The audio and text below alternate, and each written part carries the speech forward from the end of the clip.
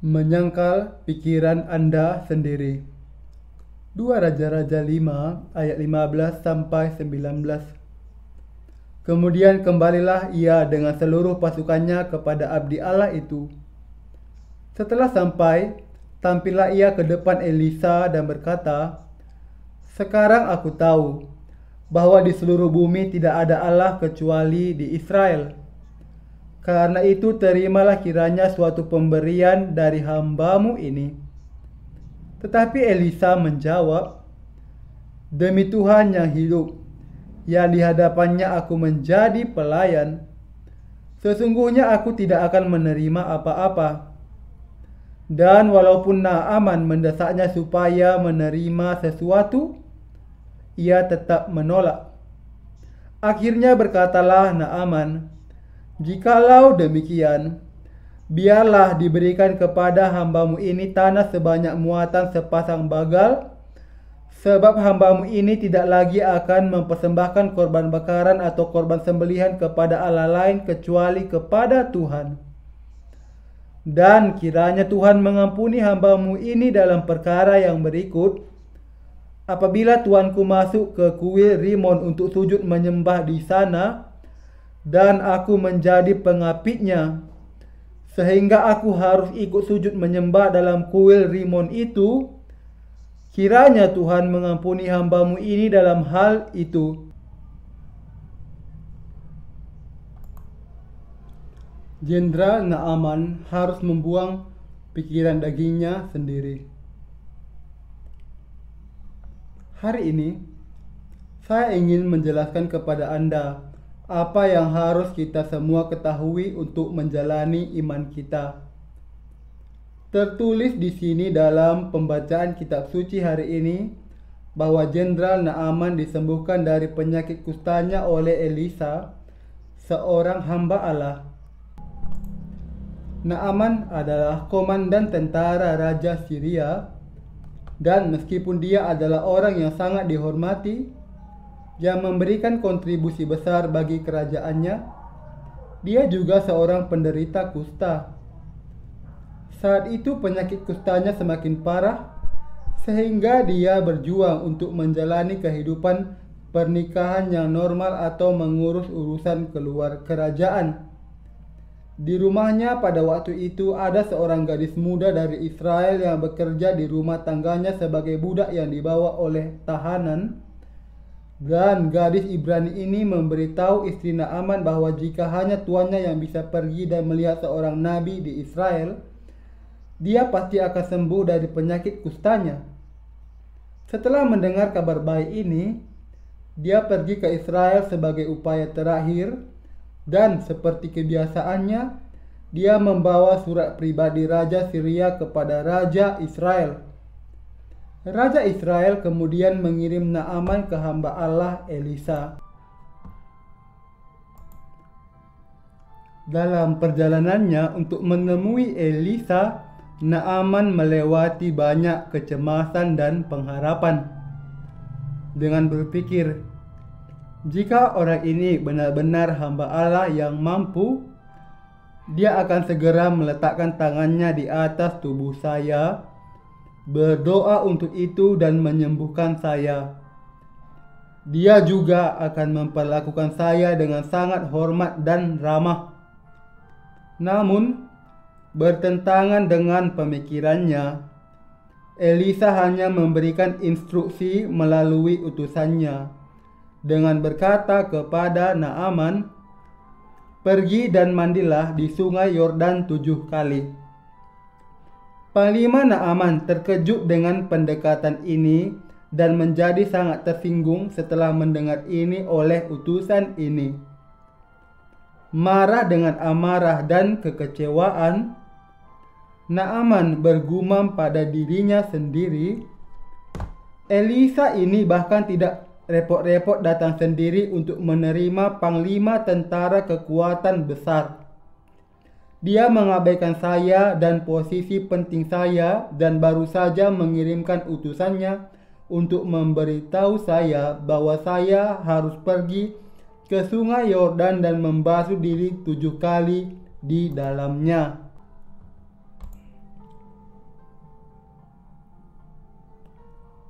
Apakah dia mengira saya datang sejauh ini hanya untuk membasuh diri di sungai di Israel karena tidak ada sungai di Syria? Benar-benar sampah dalam hal ini. Abana dan Parpar di Syria 100 kali lebih baik dari sungai Yordan yang kotor ini. Sungai Yordan hanya mengalir seperti sungai sungguhan ketika ada banjir. Jika tidak, sungai itu hanya sungai kecil yang berkelok-kelok. Beraninya dia menyuruh saya membasuh tubuh saya di air sungai Yordan yang berlumpur ini. Apakah dia pikir saya tidak punya sungai lain? Saya tidak tahan membayangkan saya yang membasuh diri di sungai yang begitu kotor. Betapa kasar dan tidak sopannya. Mari kita pulang. Kita akan kembali dengan tentara Syria dan melenyapkan seluruh negeri ini. Namun, hamba Naaman yang menemaninya menasihati dia untuk lebih mendengarkan Elisa, memohon kepadanya, "Panglima Naaman, jika hamba Allah menyuruhmu melakukan sesuatu yang lebih sulit, bukankah kamu akan melakukannya? Tidak sulit untuk membasuh dirimu di sungai Yordan. Karena Elisa menyuruhmu melakukan sesuatu yang sangat sederhana, mengapa tidak melakukannya saja? Karena engkau ingin menyembuhkan penyakitmu, tidakkah seharusnya engkau bersedia melakukan apapun yang Elisa perintahkan? Bahkan jika itu jauh lebih sulit dari ini. Jadi, tolong lakukan seperti yang Elisa katakan. Jika tidak berhasil, maka kami dapat mempertimbangkan pilihan kami dan memutuskan apakah kami harus kembali dengan tentara kami dan menyerang Israel." Setelah mendengarkan nasihat para pelayannya, Naaman berubah pikiran dan pergi ke sungai Yordan dan mencelupkan dirinya ke dalam sungai 7 kali. Sampai ke-6 kalinya dia mencelupkan tubuhnya ke sungai Yordan, dia masih penuh kusta. Namun, ke-7 kali dia mencelupkan tubuhnya, penyakit kustanya sudah hilang, sembuh total. Karena penyakit kusta, dagingnya telah membusuk dan luka tangis di kulitnya telah mengalir deras. Tetapi dia sekarang benar-benar sembuh dan tubuhnya menjadi lembut dan bersih seperti anak kecil. Setelah sembuh total dari penyakit kusta di sungai Yordan, Jenderal Naaman kembali kepada Elisa dan berkata, "Hanya Allah Israel yang adalah Allah yang benar. Terimalah harta ini sebagai pemberian terima kasihku kepadamu." Tetapi Elisa menolak dengan berkata, "Sama sekali tidak. Aku tidak akan menerima apapun darimu." Meskipun upaya Naaman mendesak Elisa untuk menerima pemberiannya, dia menolak untuk menerima pemberian apapun darinya. Jadi Naaman berkata kepada Elisa, "Aku akan kembali ke rumahku. Aku memiliki permintaan untuk dibuat. Tolong izinkan aku mengambil sebagian tanah dari sini. Setelah aku kembali ke negaraku, aku tidak akan menyembah dewa lain selain Tuhan Allah." Elisa menyetujui permintaannya. Naaman kemudian berkata, "Maafkan aku untuk satu hal yang mengganggu ini. Rajaku menyembah berhala di kuil Rimon. Aku harus membantunya saat dia membungkuk di hadapan para berhala. Jadi aku tidak punya pilihan selain membungkuk bersamanya." Elisa kemudian berkata kepadanya, "Pergilah dengan damai." Dan kita melihat Alkitab berkata, setelah Naaman berjalan tidak berapa jauh daripadanya. Dengan ini, berkat rohani Panglima Naaman telah berakhir. Jelas sekali bahwa Naaman menerima anugerah kesembuhan dari Allah dengan mendengarkan dan mentaati firman-Nya dari Elisa, seorang hamba Allah. Bagi penderita kusta, tidak ada anugerah Allah yang lebih besar dari kesembuhan dari penyakit yang sangat melemahkan ini. Ini juga menunjuk kepada pengampunan dosa yang Anda dan saya terima. Ini adalah simbol dari kenyataan bahwa kita telah menerima pengampunan dosa sekali dan untuk selamanya dengan percaya kepada kebenaran Yesus Kristus. Kita harus memperhatikan kata-kata ini. Setelah Naaman berjalan tidak berapa jauh daripadanya, yang memiliki arti, meskipun Naaman tidak pergi jauh dari Elisa, kehidupan imannya sekarang telah berakhir. Ini berarti bahwa kita harus menyangkal pikiran kita sendiri ketika datang ke kehidupan iman kita. Satu hal yang harus kita ketahui dan pahami dengan baik dalam hal menjalani iman kita adalah menyangkal pikiran kita. Sekarang setelah kita menerima pengampunan dosa dengan percaya kepada Injil air dan Roh, apa yang harus paling kita perhatikan dan ingat? Ini adalah satu hal, kita harus menyangkal pikiran daging kita dan mengikuti firman Allah dengan iman. Bukankah benar bahwa pikiran daging muncul jauh lebih banyak dari dalam diri kita daripada kehendak Allah?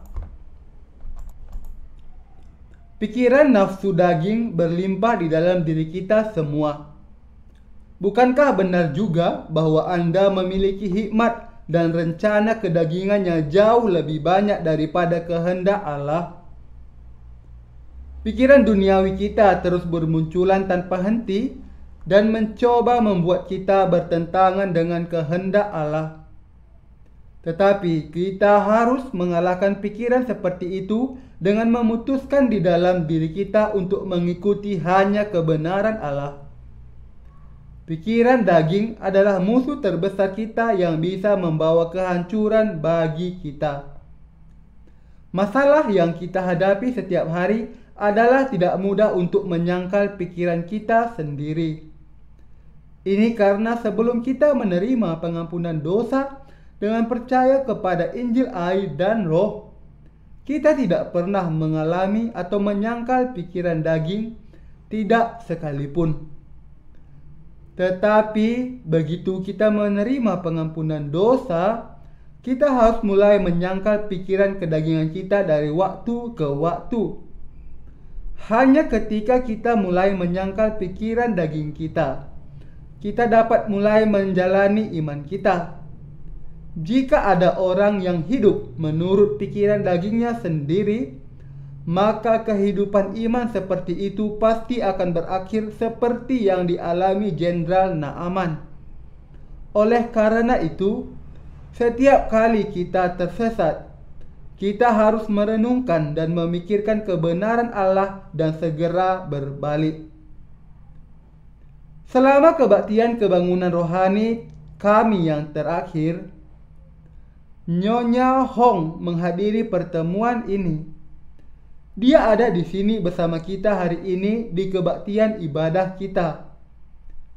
Di masa lalu, Nyonya Hong menghadiri sebuah gereja yang agak semarak yang menjalankan apa yang disebut kebaktian terbuka, di mana jemaah membuat segala jenis suara keras dan mengekspresikan diri mereka selama kebaktian ini.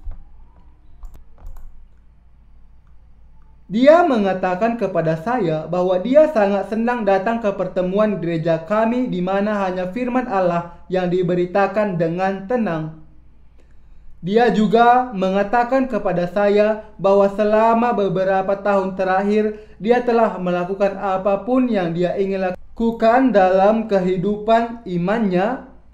Tetapi sekarang dia melihat hal-hal secara berbeda di mana orang-orang kudus di gereja Allah yang telah menerima pengampunan dosa bekerja melayani Allah dengan tertib.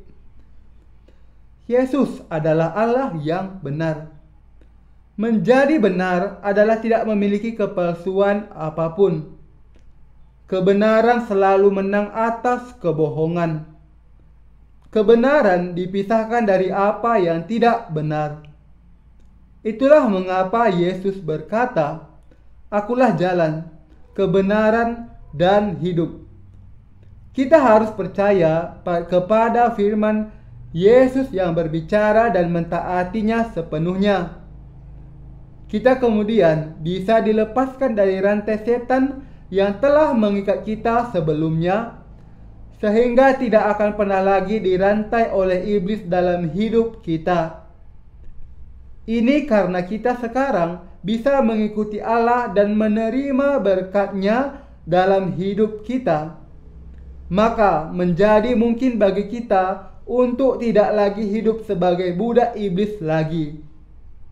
Seperti ini, karena Allah yang benar jauh lebih berkuasa daripada kepalsuan apapun, Yesus ingin kita percaya kepada firman Allah dan mengikutinya dengan iman.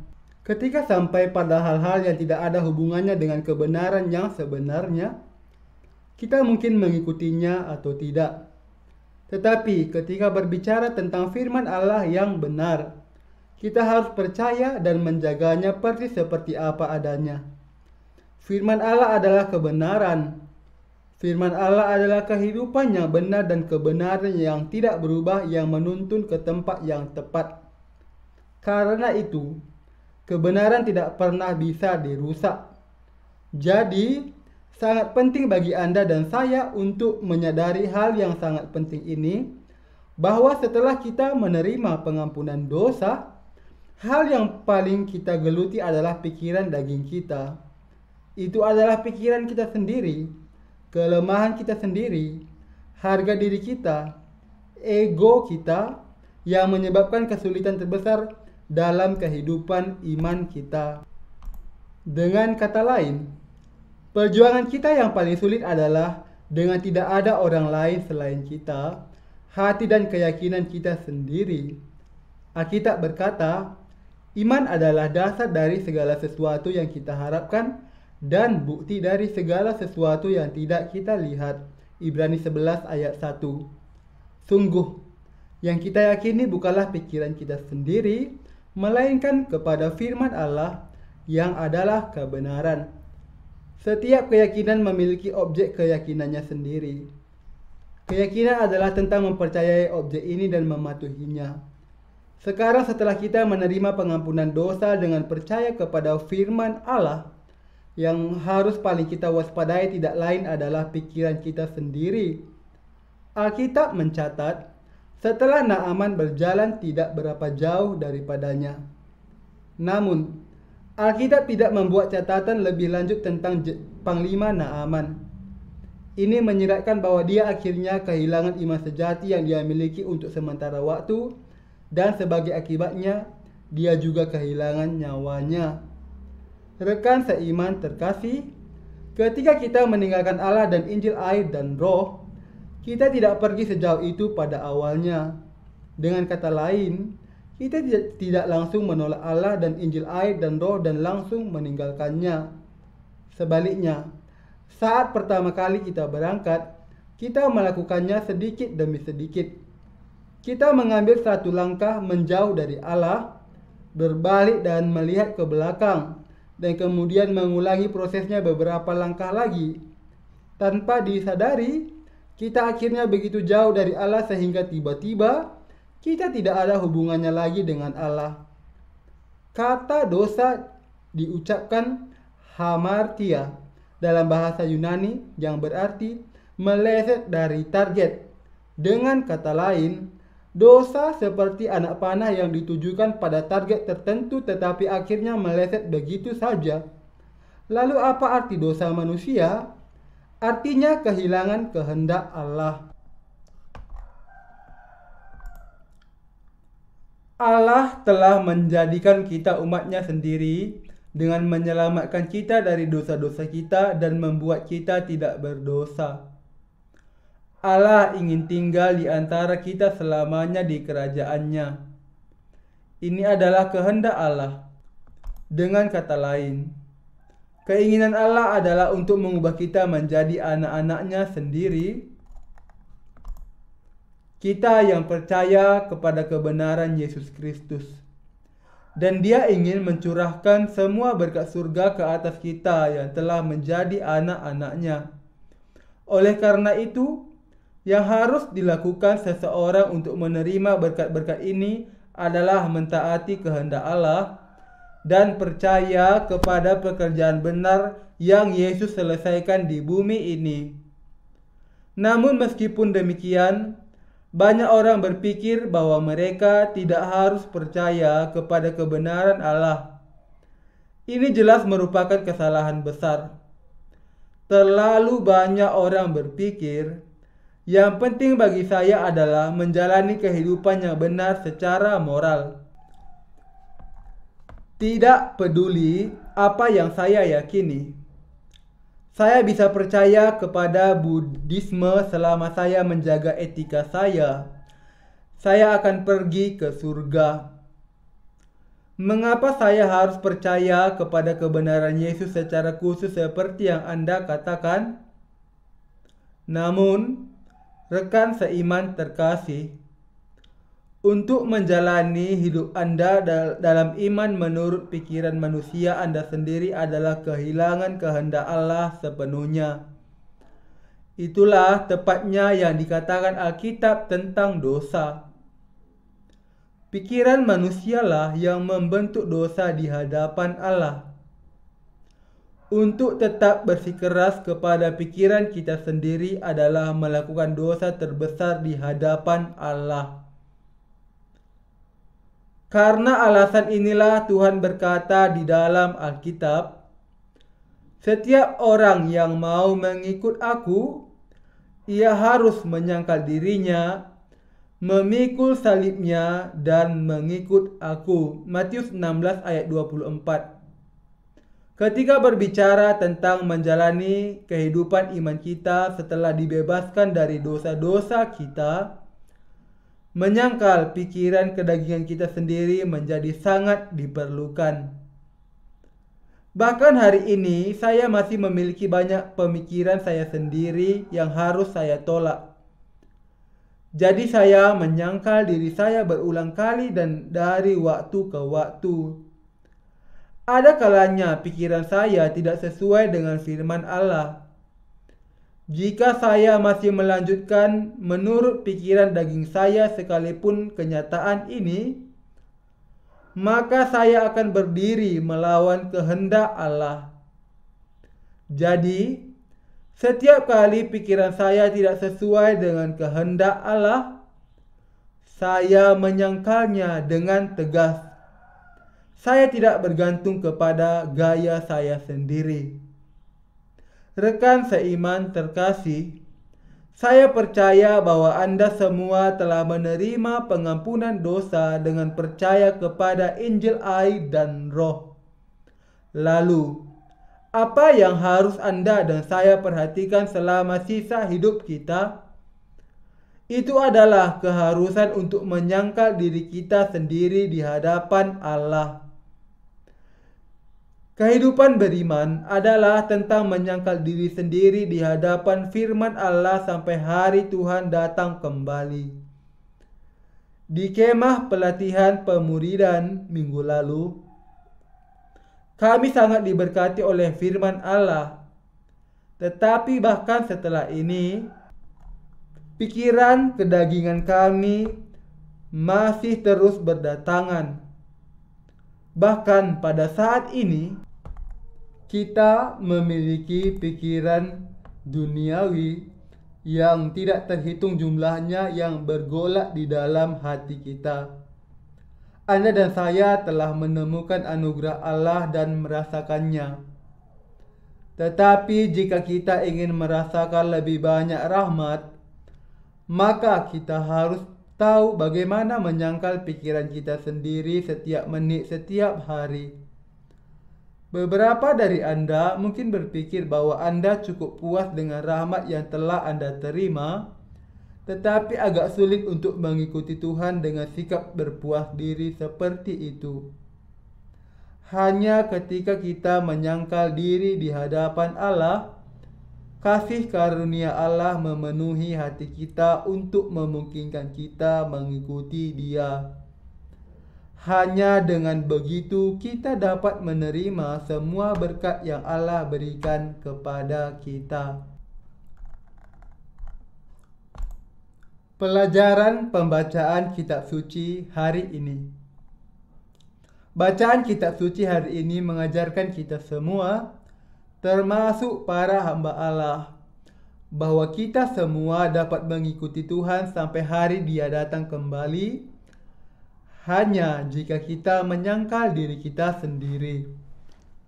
Anda dan saya harus menyangkal diri kita sendiri. Apakah Anda sudah melakukannya? Mereka yang tidak percaya kepada kebenaran Allah tidak pernah menyangkal pikiran kedagingan mereka sepanjang hidup mereka.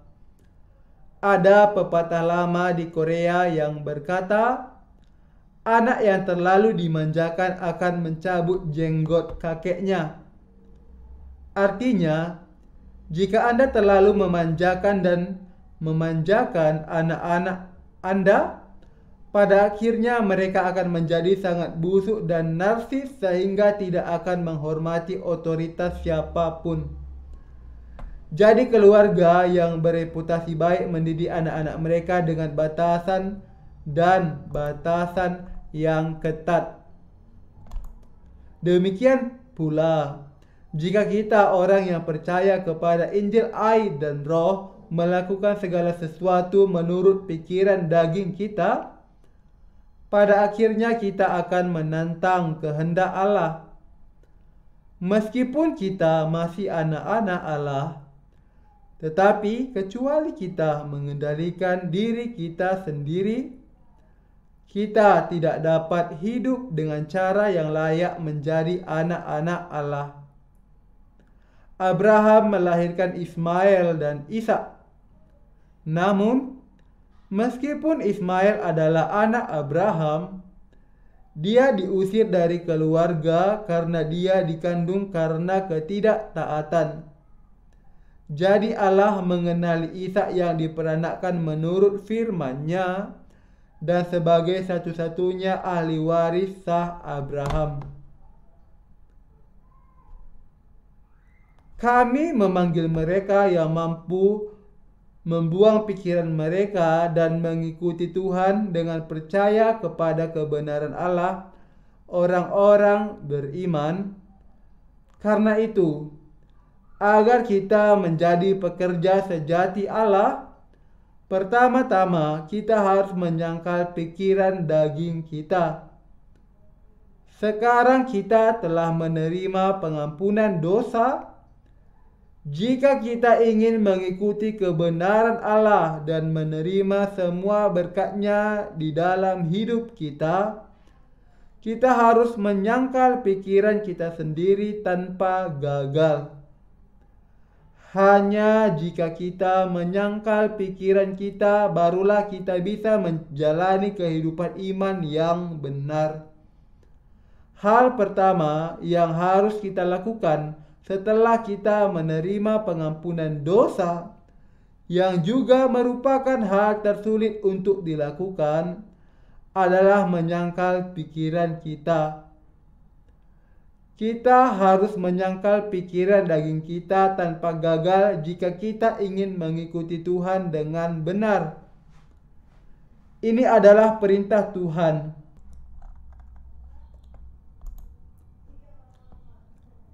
Bahkan tidak ada jejak pemikiran manusia ketika berhubungan dengan perintah Tuhan. Iman yang benar dan benar adalah tentang menyangkal pikiran kita di hadapan Allah dan hanya mentaati kebenarannya. Jadi, dengan menyadari hal ini, marilah kita semua menyangkal diri kita sendiri setiap hari dan menjalankan iman kita dengan sesungguhnya. Saya akan mempersingkat khotbah saya hari ini agar tidak membuat Anda lelah.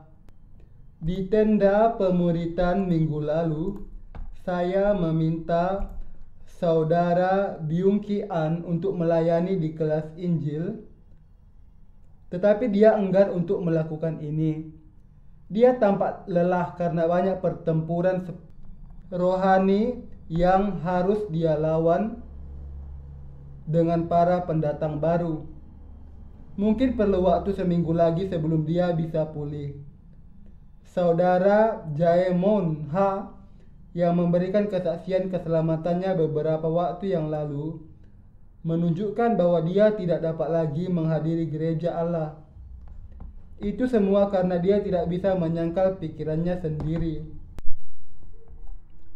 Dia perlu berbalik secepat dan percaya dan mematuhi kebenaran Allah sebelum terlambat. Adakah orang yang telah menerima pengampunan dosa, mengetahui kehendak Allah, bertemu dengan kebenarannya setelah tinggal di gereja, masih menerima berkat Allah setelah pergi? Tidak, tentu saja tidak. Orang-orang seperti itu akan mulai kehilangan waktu mereka dengan orang-orang benar, bahkan lebih. Tetapi apa yang akan terjadi jika mereka menyangkal pikiran mereka di hadapan Allah? Setiap orang yang menyangkal pikirannya dan mengikuti Allah akan menerima berkat yang melimpah darinya. Mereka yang menyangkal pikirannya akan menerima rahmat Allah yang berlimpah. Tetapi mereka yang menolak untuk menyangkal pikiran mereka tidak dapat menerima berkat Allah. Allah telah menyimpan berkat surgawi terutama bagi mereka yang mencari kehidupan yang benar. Kepada siapa berkat-berkat ini dilimpahkan? Semua berkat ini dianugerahkan kepada mereka yang menyangkal pikiran daging mereka dan hidup di dalam ketaatan kepada Tuhan. Semua harta yang disimpan di kerajaan surga adalah milik mereka yang menyangkal diri. Anda telah menerima pengampunan dosa. Apakah itu benar? Kalau begitu, sangkalah diri Anda sendiri. Mengapa begitu banyak orang tidak dapat menerima pengampunan dosa bahkan setelah mendengar Injil? Itu semua karena mereka penuh dengan pikirannya sendiri dan tidak menyangkal diri sendiri. Jika mereka mau menyangkal pikiran mereka sendiri, maka mereka akan segera menerima pengampunan dosa. Tetapi sama sekali tidak mudah untuk menyangkal diri sendiri. Jadi menerima berkat Allah juga tidak mudah. Yesus berkata, "Siapapun yang ingin mengikuti aku harus menyangkal dirinya sendiri." Menyangkal diri sendiri berarti menyangkal keinginan kita sendiri, pikiran kita sendiri, rencana kita sendiri, dan lain sebagainya. Tetapi semua ini adalah hal yang paling kita hargai dan pegang paling dekat di hati kita. Jadi tidak heran jika kita merasa begitu sulit untuk menyangkal diri kita sendiri. Menyangkal diri sendiri seperti meninggalkan hidup seseorang. Inilah alasan mengapa Yesus berkata, "Jika ada yang ingin datang kepadaku, ia harus menyangkal dirinya, memikul salibnya, dan mengikut aku." Sederhananya, menyangkal diri sendiri adalah hal yang sangat sulit dilakukan. Itu berarti menyerahkan hidup seseorang untuk mengikuti Tuhan. Hanya orang seperti itu yang bisa mengikuti Tuhan. Jadi, sementara saudara dan saudari yang imannya bertumbuh sejak pertama menerima pengampunan dosa dapat mengikuti Tuhan dengan baik, mereka yang menerima pengampunan dosa baru-baru ini merasa sangat sulit karena banyak pertanyaan dan keraguan muncul ketika mereka mendengar firman, dan reaksi pertama mereka adalah menentang.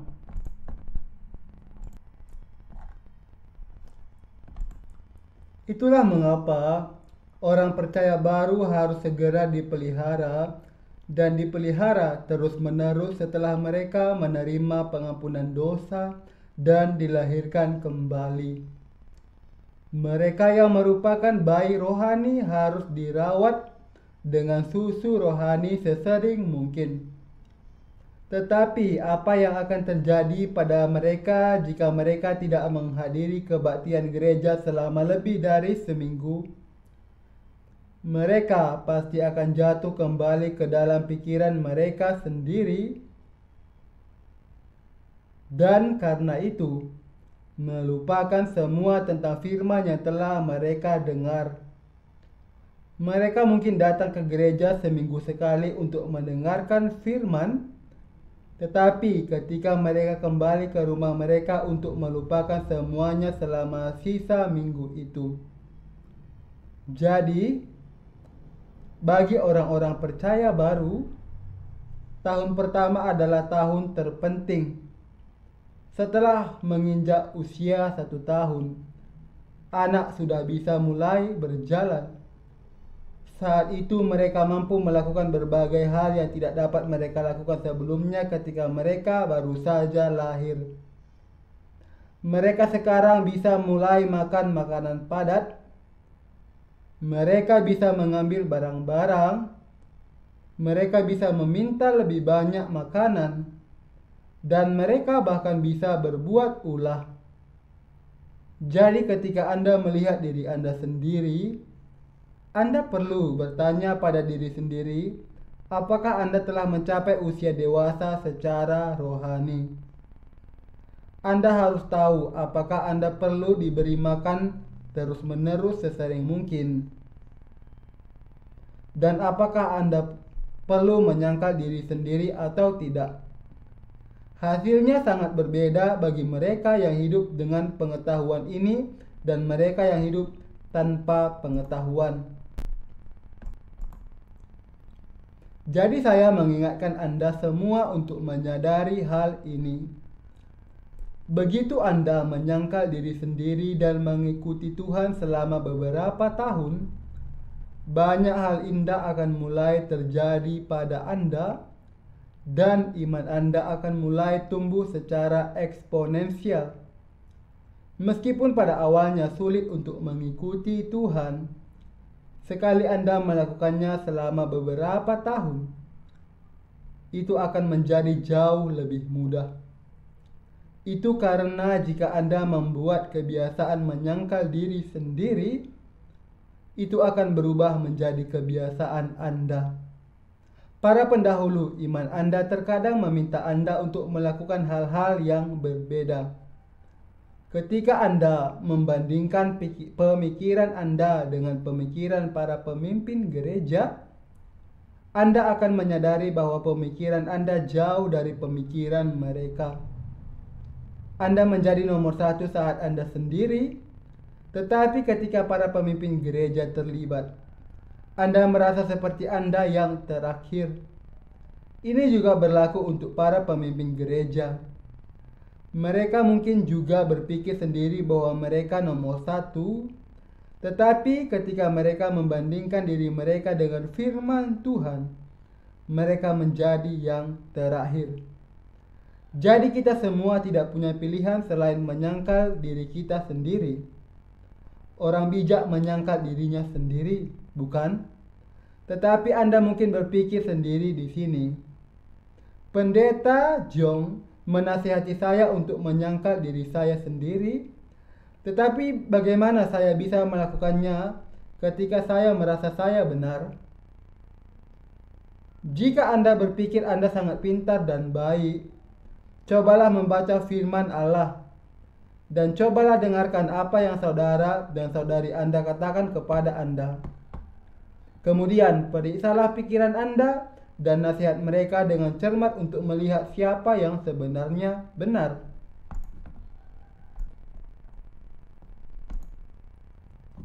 Meskipun menurut Anda pikiran Anda sendiri benar, Anda tetap harus menyangkal diri sendiri. Hanya karena Anda tidak memiliki pemahaman penuh tentang hal-hal rohani sehingga Anda berpikir bahwa Anda benar, padahal kenyataannya tidak demikian. Saya tidak bisa benar-benar menekankan betapa pentingnya bagi Anda untuk menyangkal diri sendiri. Ketika Anda masih belum dewasa secara rohani, tidak banyak alasan bagi Anda untuk menyangkal pikiran Anda. Itu karena ketika Anda masih terlalu muda dalam keimanan dan para pendahulu iman Anda tidak memaksa Anda untuk menyangkal pikiran Anda. Mereka melakukan ini setelah Anda mencapai tingkat kedewasaan. Dan saat mereka melakukannya tepat waktu, itu karena mereka ingin memberi Anda lebih banyak. Oleh karena itu, begitu kita menerima pengampunan dosa, kita harus terus-menerus menyangkal diri kita sendiri di dalam kehidupan iman kita. Sangat penting bagi Anda untuk mengingat pelajaran ini, mengingatnya selalu, dan hidup sesuai dengan itu. Ini bukan pelajaran yang ditujukan hanya kepada orang-orang kudus kita, tetapi juga untuk para pemimpin dan pelayan kita. Ketika orang-orang pandai dalam sesuatu, mereka cenderung untuk melekat pada hal itu. Dan ketika hati mereka berubah menjadi angkuh, mereka berpikir bahwa mereka adalah nomor satu, tidak peduli apa yang orang lain katakan. Jadi mereka tidak mendengarkan pemimpin mereka. Rekan seiman terkasih, kita bukan nomor satu di mata Allah. Itulah mengapa Allah telah memberi kita gerejanya dan para hambanya. Hikmat yang tidak terikat dan berkat yang tidak terbatas ditemukan di gereja Allah. Alkitab berkata bahwa semua berkat di gereja ini adalah milik siapapun yang menerima firman Allah dengan iman dan mengambil kebenarannya. Saat kita melanjutkan kehidupan iman kita, kita semua harus menyangkal diri kita sendiri apapun yang terjadi. Sangat penting bagi Anda untuk menjalani iman dengan pengetahuan ini. Tolong ulangi setelah saya. Kehidupan iman saya adalah tentang menyangkal diri saya sendiri. Hal pertama yang harus kita lakukan setelah kita menerima pengampunan dosa adalah mulai menyangkal diri kita sendiri. Sampai kapan kita harus terus menyangkal pikiran kita? Kita harus menyangkal diri kita sendiri sampai hari Tuhan datang kembali. Ini adalah pelajaran penting yang diajarkan oleh pembacaan kitab suci hari ini. Jika Naaman menyangkal dirinya dan mengikuti Elisa, perjalanan imannya selanjutnya akan dicatat di dalam Alkitab. Jika Naaman telah mengikuti Allah di bawah bimbingan Elisa, Alkitab akan mencatat dia tidak hanya sebagai panglima tentara suatu bangsa, tetapi sebagai hamba kerajaan Allah yang berharga.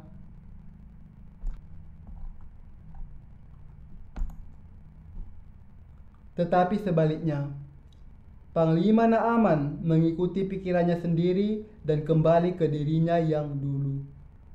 Dan itulah akhir dari dirinya. Ketidakpercayaan bukanlah sesuatu yang muncul dari suatu peristiwa besar. Sebaliknya, ketidakpercayaan datang ketika seseorang gagal untuk menyangkal dirinya sendiri dalam hal-hal kecil.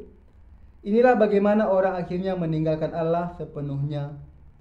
Dengan kata lain, meskipun pada awalnya Anda mungkin menyimpang dari Allah dan berjalan sesuai dengan pikiran Anda sendiri hanya beberapa langkah lagi, pada akhirnya Anda akan menghadapi kesulitan yang tidak dapat diatasi. Dengan pengetahuan ini, marilah kita semua menyerahkan diri kita kepada bimbingan gereja bahkan dalam hal-hal kecil. Menyangkal pikiran kita sendiri, berdoa terus-menerus, dan menjalani kehidupan iman kita dengan cara yang benar ini.